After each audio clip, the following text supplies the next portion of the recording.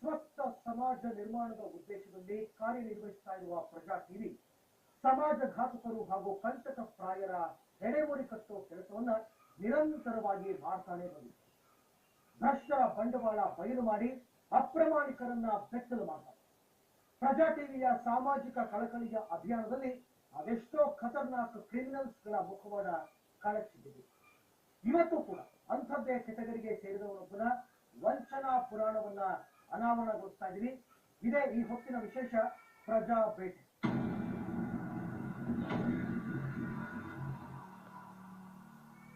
ಅಧಿಕಾರ ಇರೋದೇ ಹಣ ಮಾಡುವುದಕ್ಕೆ ಅನ್ನೋ ರಾಜಕಾರಣಿಗಳ ಸಿಗ್ನೇಚರ್.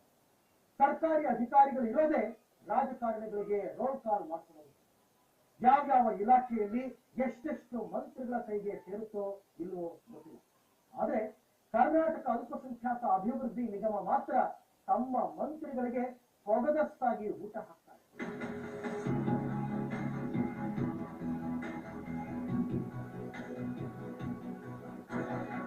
ಸರ್ಕಾರಿ ಕೆಲಸ ದೇವರ ಕೆಲಸ ಅನ್ನೋ ಕಾಲ ಹೋಯ್ತು.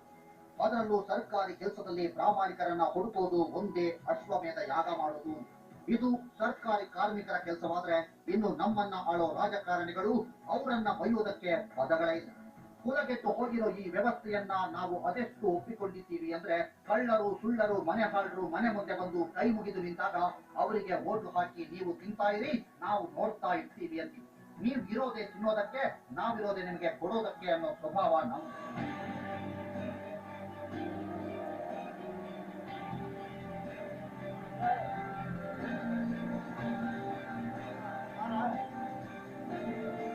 ಇಷ್ಟೆಲ್ಲ ಯಾಕೆ ಉಗಿತಾ ಇದ್ದೀವಿ ಅಂದ್ರೆ, ನಾವು ಇವತ್ತು ಇಬ್ಬರು ವ್ಯಕ್ತಿಗಳನ್ನ ತೋರಿಸ್ತೀವಿ. ಅವರ ಅಸಲಿ ಬಂಡವಾಳ ಬಯಲಾದ ಮೇಲೆ ಅದು ಏನ್ ತೀರ್ಮಾನ ತಗೋತಿರೋ ಕಬಡ್ಡಿ. ಇವರು ರಾಜ್ಯ ಸರ್ಕಾರದ ಗೌರವಾನ್ವಿತ ಅಲ್ಪಸಂಖ್ಯಾತ ಮತ್ತು ಹಿಂದುಳಿದ ಖಾತೆ ಸಚಿವರು. ಅದೇನು ಹಿಂದುಳಿದ ವರ್ಗಗಳ ಕಲ್ಯಾಣ ಮಾಡ್ತಾರೋ ಗೊತ್ತಿಲ್ಲ. ಅದೆಷ್ಟು ಜನ ಹಿಂದುಳಿದ ಜನ ಮುಂದೆ ಬಂದಿದ್ದಾರೋ ಗೊತ್ತಿಲ್ಲ. ಸ್ವಾತಂತ್ರ್ಯ ಬಂದಾಗಿನಿಂದ ಖಾತೆ ಹಾಗೆ ಇದರ ಉಸ್ತುವಾರಿ ಹೊತ್ತವರು ಮಾತ್ರ ವರ್ಷದಿಂದ ವರ್ಷಕ್ಕೆ ಮುಂದೆ ಬರ್ತಾನೆ ಇದ್ದಾರೆ. ಇನ್ನೊಬ್ಬ ಮಹಾನುಭಾವನ ಪರಿಚಯವನ್ನ ಮಾಡ್ಕೊಂಡ್ಬಿಡಿ.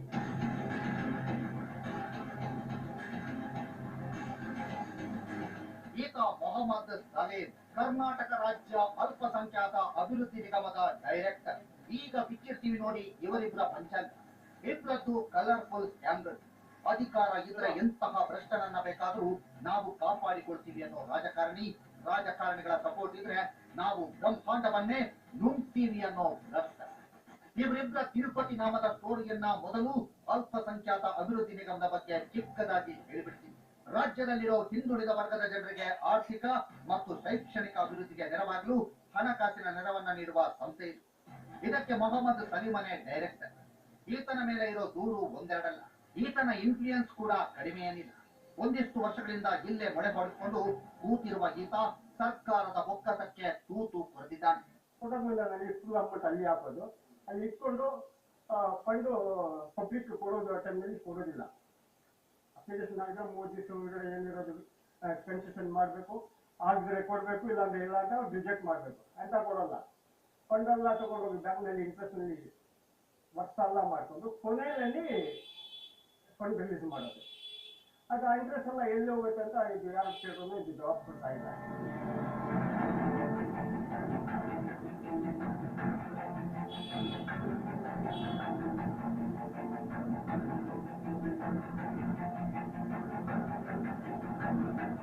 ಮೊಹಮ್ಮದ್ ಸಲೀಂಗೂ ಅಲ್ಪಸಂಖ್ಯಾತ ಅಭಿವೃದ್ಧಿ ನಿಗಮಕ್ಕೂ ಅದೇನೋ ಅವಿನಾಭಾವ ಸಂಬಂಧ.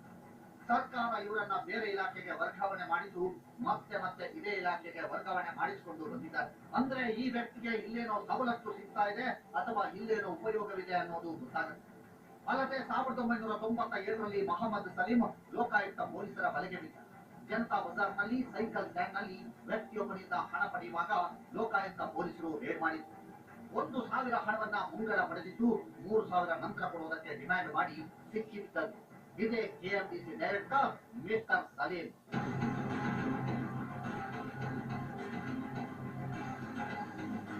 ಹೋಗಿರಿ, ಆಗಿದ್ದು ಆಗೋಯ್ತು. ಸಣ್ಣ ತಪ್ಪು ಅಂತ ಸುಮ್ಮನಿರೋ ಹಾಗಿಲ್ಲ. ಯಾಕಂದ್ರೆ ಅಷ್ಟಕ್ಕೆ ಸಲೀಂ ಅವರ ಆಟ ನಿಲ್ಲೋದಿಲ್ಲ. ಸಲೀಂ ಕೆಸಿಎಸ್ ಅಧಿಕಾರಿಯಾಗಿದ್ದು ಅಲ್ಪಸಂಖ್ಯಾತ ಅಭಿವೃದ್ಧಿ ನಿಗಮದ ನಿರ್ದೇಶಕರಾಗಲು ಕೆಎಎಸ್ ಅಥವಾ ಐಎಎಸ್ ಅಧಿಕಾರಿಯಾಗಿರಬೇಕು. ಆದ್ರೆ ಕೆಸಿಎಸ್ ಅಧಿಕಾರಿಯಾಗಿರೋ ಸಲೀಂ ಮತ್ತೆ ಮತ್ತೆ ಇದೇ ಅಭಿವೃದ್ಧಿ ನಿಗಮದ ಡೈರೆಕ್ಟರ್ ಆಗ್ತಾ ಇರೋದು ವಿಶೇಷ. ಇಲ್ಲೂ ಕೂಡ ನಿಯಮದ ಉಲ್ಲಂಘನೆ ಆಗಿದ್ರು ಸಲೀಂಗೆ ಅದ್ಯಾರ ಕೃಪಾ ಕಟಾಕ್ಷವೋ ಕೆಎಂಡಿಸಿ ಚೇರ್ ಬಿಟ್ಟು ಹೋಗೋದಕ್ಕೆ ಅವರು ಒಪ್ತಾ ಇದ್ದಾರೆ.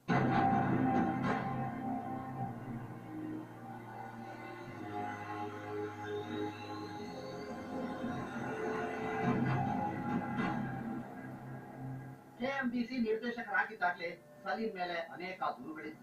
ಅಲ್ಲದೆ ನಿಯಮ ಬಾಹಿರವಾಗಿ ಅವರು ನಿರ್ದೇಶಕ ಸ್ಥಾನದಲ್ಲಿ ಕೂತಿದ್ರು. ಹೀಗಾಗಿ ಪ್ರಿನ್ಸಿಪಲ್ ಸೆಕ್ರೆಟರಿ ಮೈನಾರಿಟಿ ವೆಲ್ಫೇರ್ ಡೆವಲಪ್ಮೆಂಟ್ಗೆ ಕೆಲವರು ದೂರು ನೀಡಿದ್ರು. ಅಂದಿನ ಮೈನಾರಿಟಿ ವೆಲ್ಫೇರ್ ಸೊಸೈಟಿಯ ಪ್ರಿನ್ಸಿಪಲ್ ಸೆಕ್ರೆಟರಿ ಆಗಿದ್ದ ಅನಿಲ್ ಕುಮಾರ್ ಈ ಸ್ಥಾನವನ್ನ ಅನರ್ಹಗೊಳಿಸಬಹುದು ಅನ್ನೋ ವರದಿಯನ್ನ ಸರ್ಕಾರಕ್ಕೆ ಸಲ್ಲಿಸಿದ್ರು. ಅನಿಲ್ ಕುಮಾರ್ ಅವರು ನೀಡಿದ ವರದಿ ಇದೆ. ಸದರಿ ಅಧಿಕಾರಿಯು ಈ ಹಿಂದೆ 2 ಬಾರಿ ಕರ್ನಾಟಕ ಅಲ್ಪಸಂಖ್ಯಾತ ಅಭಿವೃದ್ಧಿ ನಿಗಮದಲ್ಲಿ ಕೆಲಸ ನಿರ್ವಹಿಸಿದ ಸಂದರ್ಭದಲ್ಲಿ ಇವರ ವಿರುದ್ಧ ಅನೇಕ ದೂರುಗಳಿವೆ. ಇವರನ್ನ ಈ ಹುದ್ದೆಗೆ ಮತ್ತೆ ನೇಮಕ ಮಾಡುವುದು ಸೂಕ್ತವಲ್ಲ. ಕರ್ನಾಟಕ ಅಲ್ಪಸಂಖ್ಯಾತ ಅಭಿವೃದ್ಧಿ ನಿಗಮದ ವ್ಯವಸ್ಥಾಪಕ ನಿರ್ದೇಶಕರ ಹುದ್ದೆಯು ಕರ್ನಾಟಕ ಆಡಳಿತ ಸೇವೆಗೆ ಮೀಸಲಿರಿಸಿದ ಹುದ್ದೆಯಾಗಿದ್ದು ಇದಕ್ಕೆ ಅನ್ಯ ಸೇವೆಯ ಅಧಿಕಾರಿಯನ್ನ ನೇಮಿಸುವ ಮುನ್ನ ಡಿಪಿಆರ್ ಇಲಾಖೆಯ ಸಹಮತಿಯು ಅವಶ್ಯಕವಾಗಿರುತ್ತದೆ. ಖಂಡಿಕೆ 15 ಮತ್ತು 16ರಲ್ಲಿ ತಿಳಿಸಿರುವಂತೆ ಹಿಂದೆ ಈ ಅಧಿಕಾರಿಯು ಕರ್ನಾಟಕ ಅಲ್ಪಸಂಖ್ಯಾತ ಅಭಿವೃದ್ಧಿ ನಿಗಮದಿಂದ ವರ್ಗವಾದ ಸಂದರ್ಭದಲ್ಲಿ ಕೆಎಟಿ ಮಾಡಿರುವ ಆದೇಶದಲ್ಲಿ ಅಧಿಕಾರಿಯ ನಡತೆ ಬಗ್ಗೆ ಗುರುತರವಾದ ಸಂಶಯಗಳನ್ನ ಮಾಡಿರುವುದನ್ನು ಗಮನಿಸಬಹುದು. ಸದರಿ ಅಧಿಕಾರಿಯು ಪದೇ ಪದೇ ಇದೇ ಹುದ್ದೆಗೆ ಭಗೀರಥ ಪ್ರಯತ್ನಗಳನ್ನ ಮಾಡಿ ಆ ಹುದ್ದೆಯನ್ನು ಅಲಂಕರಿಸಲು ಮಾಡ್ತಾ ಇರುವ ಪ್ರಯತ್ನಗಳನ್ನ ನೋಡಿದಾಗ ಇವರಿಗೆ ಆ ಹುದ್ದೆಯಲ್ಲಿ ಯಾವುದೋ ಪಟ್ಟಭದ್ರ ಹಿತಾಸಕ್ತಿ ಇರುವುದು ಮೇಲುನೋಟಕ್ಕೆ ಕಂಡುಬರುತ್ತದೆ. ಆದ್ದರಿಂದ ಇಂತಹ ಅಧಿಕಾರಿಯನ್ನ ಈ ಹುದ್ದೆಗೆ ನೇಮಕ ಮಾಡಿದಲ್ಲಿ ಇದು ವ್ಯಕ್ತಿಗತ ಪರಿಣಾಮವನ್ನ ಆಡಳಿತ ಯಂತ್ರದ ಮೇಲೆ ಬೀರುವುದು ನಿಸ್ಸಂದೇಹವಾಗಿದೆ. ಆದ್ದರಿಂದ ಈ ವರ್ಗಾವಣೆ ಆದೇಶದ ಮುಖಾಂತರ ನೀಡಿರುವ ಅಧಿಕಾರಿಯ ಸೇವೆಯನ್ನ ಹಿಂದಕ್ಕೆ ಪಡೆಯಲು ಆದೇಶಿಸಬಹುದಾಗಿದೆ. ಅನಿಲ್ ಕುಮಾರ್.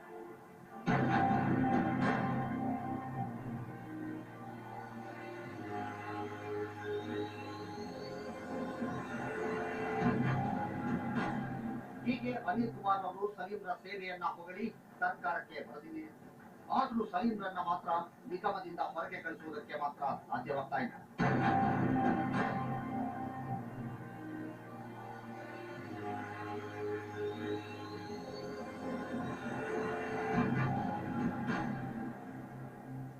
ಸಲೀಂ ಅನ್ನೋ ಹೆಗ್ಗಣ ಕೆಎಂಡಿಸಿಯನ್ನ ಹೊಕ್ಕಿ ಬಿಲಾಕ್ ಹೋಗಿದ್ರೆ ಅದೇ ಇಲಾಖೆಯ ಮಂತ್ರಿಗಳು ಕಣ್ಣು ಮುಚ್ಚಿ ಕೂತಿದ್ದಾರೆ. ಯಾಕಂದ್ರೆ ಸಲೀಂ ಖಬರುಲಾಗೆ ಕಪ್ಪ ಹಾಗೆ ಕಳಿಸ್ತಾನೆ. ಸಲೀಂನ ಪುರಾಣ ಇಲ್ಲಿಗೆ ಮುಗಿಯೋದಿಲ್ಲ. ಆತನ ಕರ್ಮಕಾಂಡವನ್ನ ಇನ್ನಷ್ಟು ಹೇಳ್ತೀವಿ ಚಿಕ್ಕ ಬ್ರೇಕ್ ನಂತರ.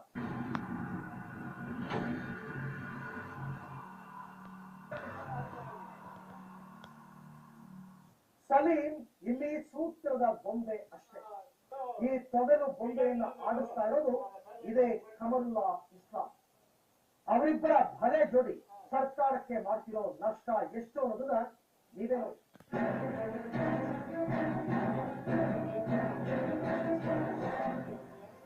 ಮೊಹಮ್ಮದ್ ಸಲೀಂ ಪುರಾಣ ಬಿಚ್ಚಿಕೊಳ್ಳುತ್ತಾ ಹೋಗೋದೇ ಈಗ ನೋಡಿ. ಇವತ್ತಿಗೆ ಕರ್ನಾಟಕ ಅಲ್ಪಸಂಖ್ಯಾತ ಅಭಿವೃದ್ಧಿ ನಿಗಮದ ಸೂತ್ರಧಾರ ಸಲೀಂ ಸಾಹೇಬ್ರ ಅಪ್ಪಣೆ ಇಲ್ಲದೆ ಇಲ್ಲಿ ಒಂದು ಹುಲ್ಲು ಕಡ್ಡಿಯೂ ಅಲ್ಲಾಡೋದಿಲ್ಲ. ಎಷ್ಟೆಲ್ಲ ಅಧಿಕಾರ ಮತ್ತು ಹಿಡಿತಾ ಇದೆ ಅಂದ್ರೆ ಸಲೀಮ್ರ ಹಿಂದೆ ಘಟಾನುಘಟಿಗಳೇ ಇರಬೇಕಲ್ಲ. ಎಸ್, ನಿಮಗೆ ಸರಿಯಾಗೇ ಇರುತ್ತೆ. ಯಾಕಂದ್ರೆ ಸಾಹೇಬ್ರ ಎಲ್ಲ ಅವ್ಯವಹಾರಕ್ಕೂ ಬ್ಯಾಕ್ ಬೋನ್ ಆಗಿ ನಿಂತಿರೋದೇ ಅಲ್ಪಸಂಖ್ಯಾತ ಮತ್ತು ವಕ್ಫ್ ಸಚಿವ ಖಮರುಲ್ಲಾ ಇಸ್ಲಾಂ.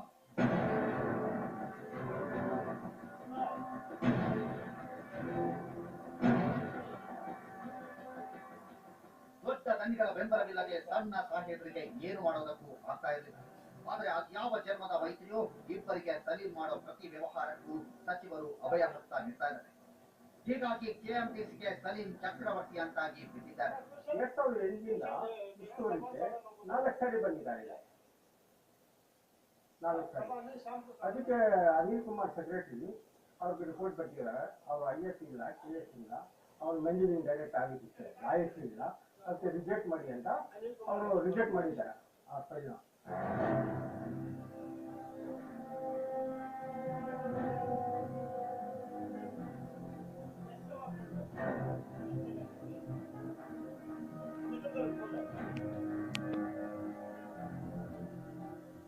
ಇನ್ನೊಂದು ವಿಷಯ ಗೊತ್ತಾ ನಿಮ್ಗೆ?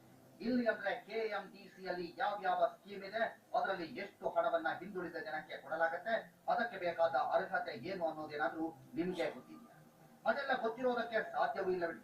ಯಾಕಂದ್ರೆ ಅದರ ಬಗ್ಗೆ ಮಾಹಿತಿ ಇದ್ರೂ ಫಲಾನುಭವಿಯಾಗುವುದು ಕಷ್ಟ. ಯಾಕಂದ್ರೆ ಡೈರೆಕ್ಟರ್ ಸಾಹೇಬರು ತೋರಿಸಿದವರಿಗೆ ಮಾತ್ರ ಇಲ್ಲಿ ಹಣ ಸಿಗುತ್ತೆ. ಲೋನ್ ಅಮೌಂಟ್ ಜೇಬು ಸೇರೋದು. ನಿಮಗೂ ಒಂದಷ್ಟು ಇನ್ಫಾರ್ಮೇಶನ್ ಇರ್ಲಿ ಅಂತ ನಿಮಗೆ ಹೇಳ್ತೀವಿ ನೋಡಿ, KMDCಯಲ್ಲಿ ಏನೆಲ್ಲ ಸ್ಕೀಮ್ ಇದೆ ಅಂತ.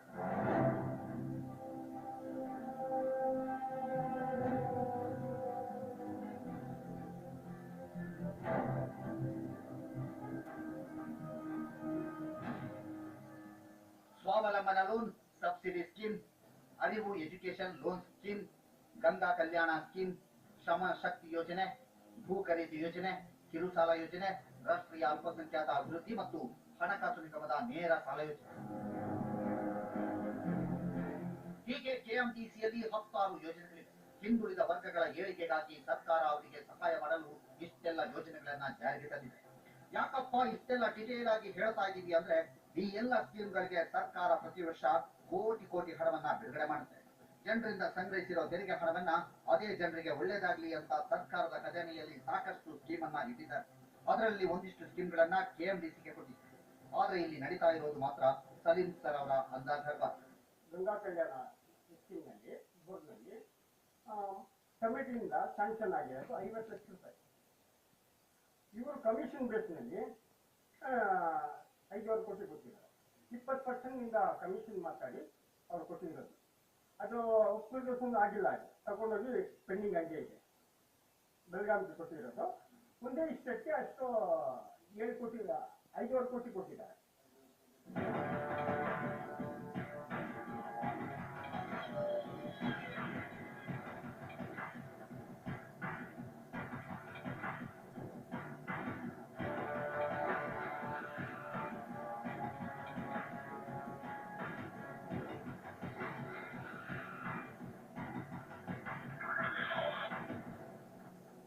ಎರಡು 2012-13 ಸಾಲಿನಲ್ಲಿ ಕಂಪನಿಯ ವ್ಯವಹಾರಗಳ ಬಗ್ಗೆ ಲೆಕ್ಕ ಪರಿಶೋಧಕ H Anil Kumar audit report ಕೊಟ್ಟಿದ್ದಾರೆ.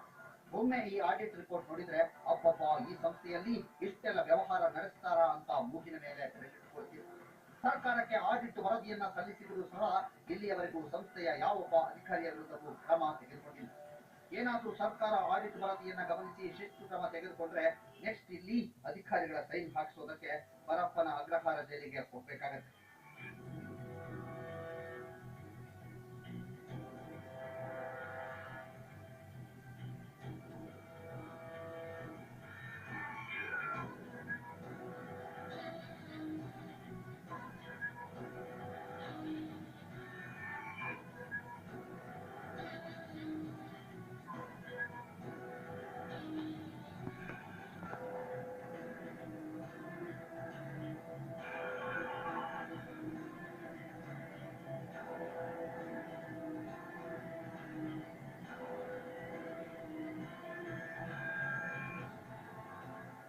ಆಡಿಟ್ ವರದಿಯಲ್ಲಿರೋ ಡೀಟೇಲ್ಸ್ ಅನ್ನ ಪಿನ್ ಟು ಪಿನ್ ಆಗಿ ಹೇಳ್ತೀವಿ ನೋಡಿ.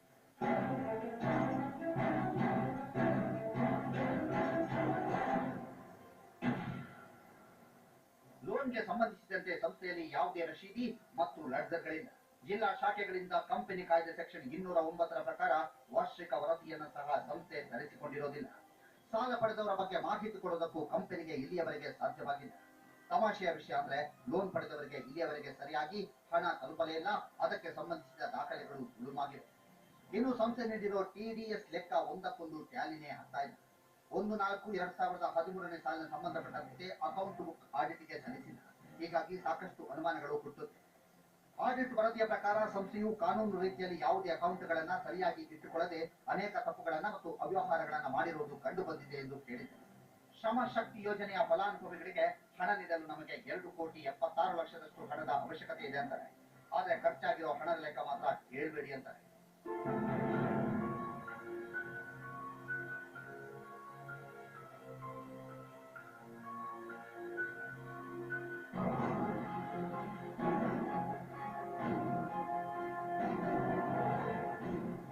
ಹೀಗೆ ಆಡಿಟ್ ವರದಿಯಲ್ಲಿ KMDCಯಲ್ಲಿ ಏನೆಲ್ಲ ಅವ್ಯವಹಾರ ನಡೆದಿದೆ ಅನ್ನೋದು ಗೊತ್ತಾಗುತ್ತೆ. ಅದರಲ್ಲೂ ಇವರ ಕತ್ತಲ ಸಾಮ್ರಾಜ್ಯದ ಗುಟ್ಟು ರಟ್ಟಾಗತ್ತೆ ಅಂತ ಅಧಿಕಾರಿಗಳು ಆಡಿಟ್ಗೆ ಸರಿಯಾದ ರೀತಿಯಲ್ಲಿ ದಾಖಲೆಗಳನ್ನೇ ಸಲ್ಲಿಸಿಲ್ಲ. ಅದರಲ್ಲೂ ಇವರ ಕೆಲವೊಂದು ಎಡವಟ್ಟುಗಳು ಅಳಬೇಕೋ ನಗಬೇಕೋ ಅನ್ನೋ ಗೊಂದಲವನ್ನ ಹುಟ್ಟಿಸುತ್ತೆ. ಯಾಕಂದ್ರೆ ಸರ್ಕಾರ ಶ್ರಮಶಕ್ತಿ ಯೋಜನೆಯ ಸಾಲದ ಹಣವನ್ನ ಮನ್ನಾ ಮಾಡಿತ್ತು. ಆದ್ರೆ ಸರ್ಕಾರ ಆದೇಶ ಹೊರಡಿಸುವ 4 ದಿನಕ್ಕೆ ಮೊದಲು ಸಂಸ್ಥೆ ತಾನಾಗಿಯೇ ಸಾಲ ಮನ್ನಾದ ಘೋಷಣೆ ಮಾಡಿರುವುದು ಲೆಕ್ಕ ಪರಿಶೋಧನೆಯಲ್ಲಿ ಬೆಳಕಿಗೆ ಬಂದಿದೆ.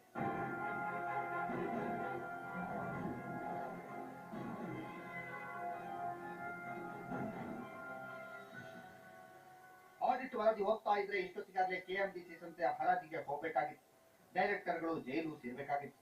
ಆದ್ರೆ ಅದ್ಯಾವ ಮಹಾನುಭಾವ ಇವನ್ನೆಲ್ಲ ಕೈ ಹಿಡಿದು ಕಾಪಾಡ್ತಾ ಇದ್ದಾನೋ ಗೊತ್ತಿಲ್ಲ.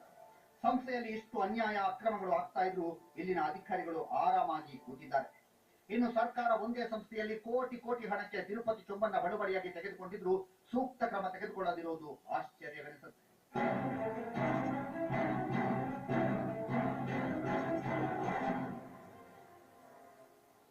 ಕೆಎಂಡಿಸಿ ಅನ್ನೋ ಭ್ರಷ್ಟ ಕೂಪದ ಮತ್ತಷ್ಟು ರೋಚಕ ವಿಷಯವನ್ನ ಹೇಳ್ತೀನಿ ಚಿಕ್ಕ ಬ್ರೇಕ್ ನಂತರ. ಸಲೀಂನನ್ನ ಇಲ್ಲಿಂದ ಒದ್ದು ಓಡಿಸಿ ಅಂತ ಮುಖ್ಯ ಕಾರ್ಯದರ್ಶಿಗಳೇ ಹೇಳಿದ್ರು ಸಚಿವರು ಮಾತ್ರ ಈ ಆಸಾಮಿಯನ್ನ ಕೈಬಿಡ್ತಿಲ್ಲ. ಇವರ ಹಾಗೆ ಮತ್ಯಾರ್ ಜೇಬ್ ತುಂಬಿಸೋ ಅಧಿಕಾರಿ ಸಿಕ್ಕ ಹಾಗೆ ಕಾಣ್ತಿಲ್ಲ ಅನ್ಸುತ್ತೆ.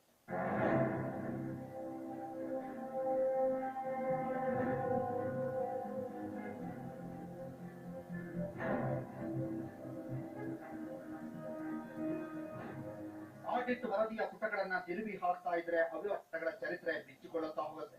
ಕೋಟಿ ಕೋಟಿ ಅವ್ಯವಹಾರನ್ನ ನೋಡಿ ಬೇಸತ್ತಿದ್ದ ನಾವು ಎಲ್ಲಾದ್ರೂ ಒಂದು ಕಡೆ ಸಂಸ್ಥೆ ನಿಯತ್ತಾಗಿ ವ್ಯವಹಾರ ನಡೆಸಿದ್ಯಾ ಅನ್ನೋ ಆಶಾ ಭಾವನೆಯಲ್ಲೇ ಹುಡುಕ್ತಾ ಹೋದ್ವಿ. ಎಲ್ಲಾದ್ರೂ ಸಾಹೇಬ್ರು ಒಳ್ಳೆ ಕೆಲಸ ಏನಾದ್ರೂ ಮಾಡಿದ್ದಾರಾ ಅಂತ ಕಣ್ಣಾಡಿಸಿ ನೋ ಚಾನ್ಸ್. ಎಲ್ಲೂ ಅಂತಹ ಒಳ್ಳೆ ಸುದ್ದಿ ನಮಗೆ ಸಿಗ್ಲೇ ಇಲ್ಲ.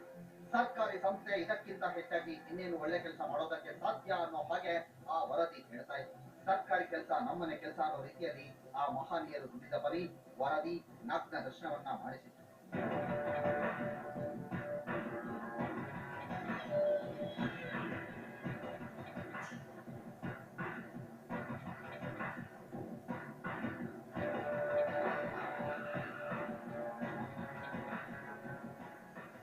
ಹೋಗ್ಲಿ, ವರದಿಯಲ್ಲಿರೋ ಇನ್ನೊಂದಿಷ್ಟು ಕುತೂಹಲದ ವಿಷಯವನ್ನ ನಿಮಗೆ ಹೇಳದೇ ಇದ್ರೆ ನಮಗೂ ಸಮಾಧಾನ ಆಗೋದಿಲ್ಲ.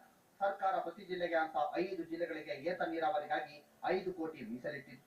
ಆದ್ರೆ ಈ ಸಂಸ್ಥೆಗೆ ಅದ್ಯಾವ ಕರುಣೇನೋ ಏನೋ ಬೆಳಗಾವಿ ಜಿಲ್ಲೆ ಮೇಲೆ ಒಂದೇ ಜಿಲ್ಲೆಗೆ ಏತ ನೀರಾವರಿ ಅಂತ 5.5 ಕೋಟಿ ಹಣವನ್ನ ಮಂಜೂರು ಮಾಡಿದೆ. ಇಷ್ಟೆಲ್ಲ ಹಣವನ್ನ ಮಂಜೂರು ಮಾಡಿರುವುದು ಇದೇ ನಿರ್ದೇಶಕರಾದ ಸಲೀಂ ಅವರು.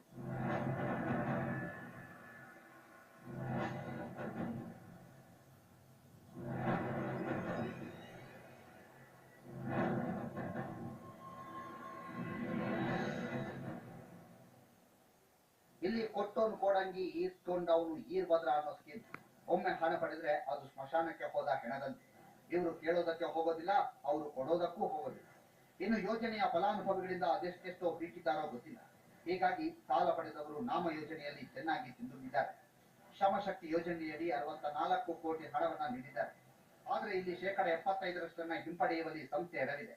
ನೋಡಿದ್ರಲ್ಲ, ಕೆಎಂಡಿಸಿ ಅನ್ನೋ ಸಂಸ್ಥೆ ಎಷ್ಟೆಲ್ಲ ವ್ಯವಹಾರ ನಡೆಸಿದೆ, ಅದರಲ್ಲಿ ಎಷ್ಟು ಪಾರದರ್ಶಕತೆ ಇದೆ ಅನ್ನೋದು.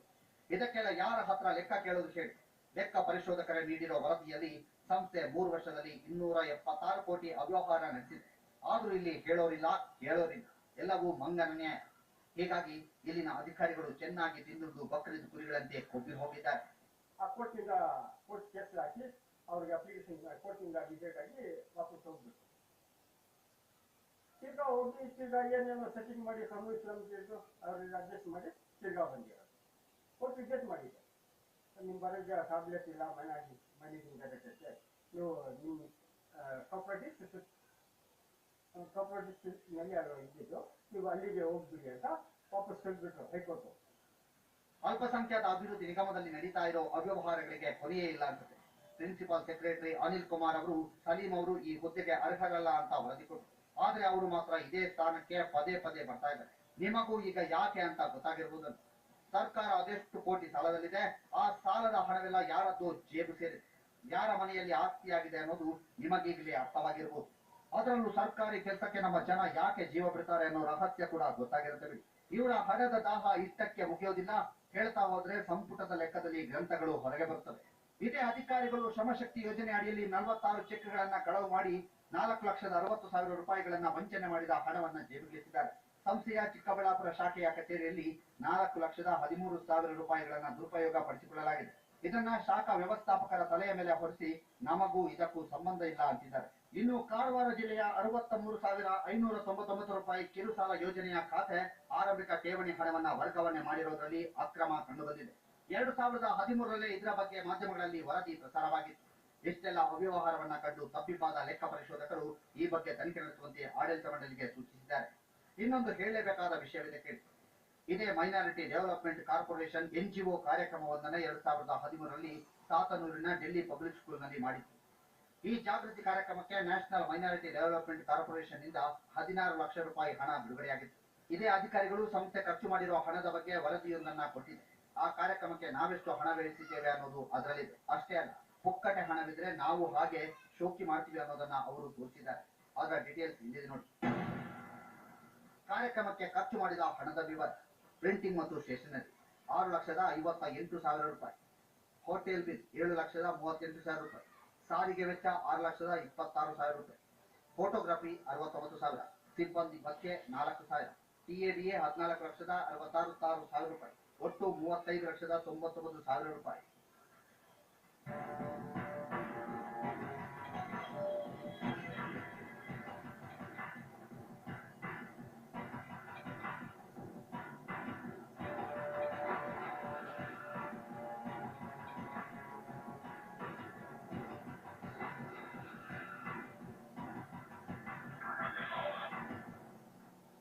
ಅಯ್ಯಯ್ಯೋ, ಇದೇನು ಜಾಗೃತಿ ಕಾರ್ಯಕ್ರಮ ಮಾಡಿದ್ರು ಇಲ್ಲ ಪಾರ್ಟಿ ಮಾಡಿದ್ರು ಅನ್ನೋದನ್ನ ಅಧಿಕಾರಿಗಳೇ ಹೇಳಬೇಕು.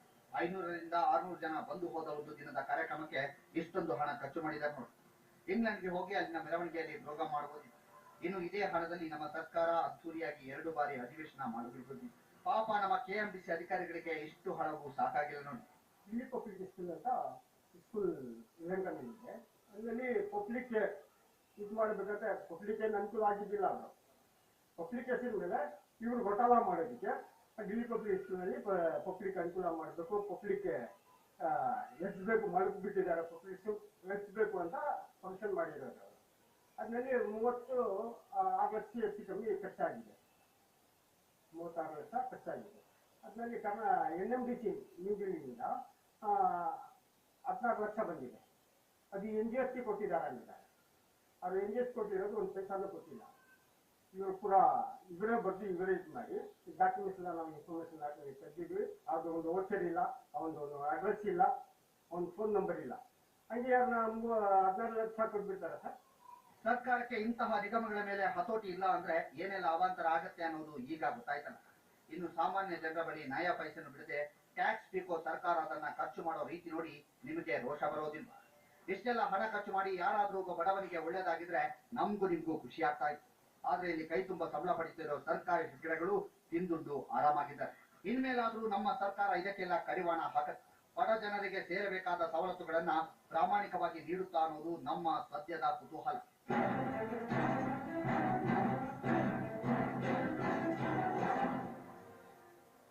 ಸರ್ಕಾರ ಇನ್ನಾದ್ರೂ KMDC ಅನ್ನೋ ಭ್ರಷ್ಟ ಕೂಟವನ್ನ ಕ್ಲೀನ್ ಮಾಡೋದಕ್ಕೆ ಮನಸ್ಸು ಮಾಡಬೇಕು. ಯಾಕಂದ್ರೆ ಇಲ್ಲೇನು ಮಂತ್ರಿಗಳು ಶಾಸಕರು ಬೆವರು ಸುರಿಸಿದ ದುಡ್ಡನ್ನ ಹಂಚ್ತಾ ಇಲ್ಲ. ಜನರ ತೆರಿಗೆ ದುಡ್ಡು ಸರಿಯಾಗಿ ವಿತರಣೆ ಆಗಬೇಕು. ಮಂತ್ರಿ ಮತ್ತವರ ಚೇಲಾಗಳು ಹೊಟ್ಟೆ ತುಂಬಿಸ್ಕೊಳ್ತಾ ಇದ್ರೆ ಅಲ್ಪಸಂಖ್ಯಾತರು ಉದ್ಧಾರ ಆಗೋದು ಯಾವಾಗ? ಇನ್ನಾದ್ರೂ ಈ ಭ್ರಷ್ಟರನ್ನ ಸರ್ಕಾರ ಎತ್ತಂಗಡಿ ಮಾಡಿ ಅಲ್ಲೊಬ್ಬ ದಕ್ಷ ಆಡಳಿತಗಾರನನ್ನ ಕೂರಿಸುತ್ತಾ ಅನ್ನೋದನ್ನ ಕಾದು ನೋಡ್ಬೇಕು. ಇದೇ ಈ ಹೊತ್ತಿನ ವಿಶೇಷ. ನಿಖರ ಸುದ್ದಿಗಾಗಿ ನೋಡ್ತಾ ಇರಿ ಪ್ರಜಾಕಿ.